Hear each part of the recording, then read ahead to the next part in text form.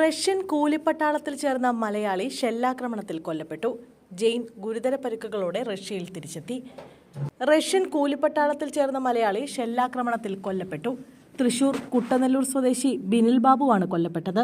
ബിനിൽ മരിച്ചതായി ഇന്ത്യൻ എംബസിയിൽ നിന്ന് അറിയിപ്പ് ലഭിച്ചതായി ബന്ധുക്കൾ പറഞ്ഞു. യുക്രൈനിലുണ്ടായ ഷെല്ലാക്രമണത്തിൽ ബിനിലും ഒപ്പമുണ്ടായിരുന്ന ജെയിൻ കുര്യനും ഗുരുതരമായി പരിക്കേറ്റിരുന്നു. ജെയിൻ മോസ്കോയിലെ ആശുപത്രിയിൽ ചികിത്സയിൽ കഴിയുകയാണെന്നും ഇന്ത്യൻ എംബസി അധികൃതർ അറിയിച്ചു.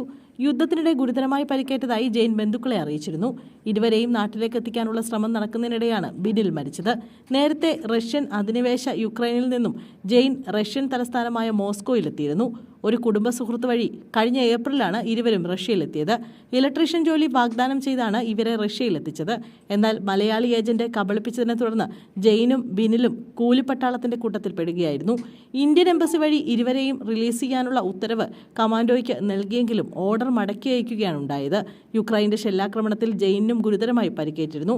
തുടർന്ന് യുവാവ് യുക്രൈനിലുള്ള ഒരു ആശുപത്രിയിൽ ചികിത്സയിലായിരുന്നു. ഇന്നലെ ജെയിനെ തിരികെ മോസ്കോയിൽ എത്തിച്ചു. ആരോഗ്യനില മെച്ചപ്പെട്ടത് കണക്കിലെടുത്ത് ജെയിനെ മോസ്കോയിൽ എത്തിക്കുകയായിരുന്നു. ഇതിന് പിന്നാലെയാണ് ജെയിൻ കുടുംബവുമായി ബന്ധപ്പെട്ടത്. ജെയിൻ മോസ്കോയിലെത്തിയ വിവരം പുറത്തുവന്നതോടെ ബിനിലിന്റെ കുടുംബം ജെയിനുമായി ബന്ധപ്പെട്ടിരുന്നു. എന്നാൽ ആക്രമണത്തിൽ ബിനിലിനും ഗുരുതരമായി പരിക്കേറ്റിട്ടുണ്ട് എന്ന് മാത്രമേ അറിയുകയുള്ളൂ എന്നും എവിടെയാണ് ബിനിൽ ഉള്ളതെന്ന് അറിയില്ലെന്നും ജെയിൻ പറഞ്ഞു. ഇതിന് പിന്നാലെയാണ് ബിനിൽ മരിച്ചെന്ന വിവരം സ്ഥിരീകരിക്കുന്നത്. ഇലക്ട്രീഷ്യനായി തൃശൂർ സ്വദേശി ബിനിൽ 7 മാസം മുമ്പാണ് റഷ്യയിലേക്ക് പോയത്. മികച്ച ജോലിയും ഉയർന്ന വേതനവും ലഭിക്കുമെന്ന വാഗ്ദാനത്തിലാണ് ആദ്യത്തെ കൺമണിയെ കാണാൻ പോലും നിൽക്കാതെ ബിനിൽ വിമാനം കയറിയത്. 4 മാസം മുമ്പാണ് ബിനിലിന്റെ ഭാര്യ ജോയ്സി ജോൺ ആൺകുഞ്ഞിന് ജന്മം നൽകിയത്.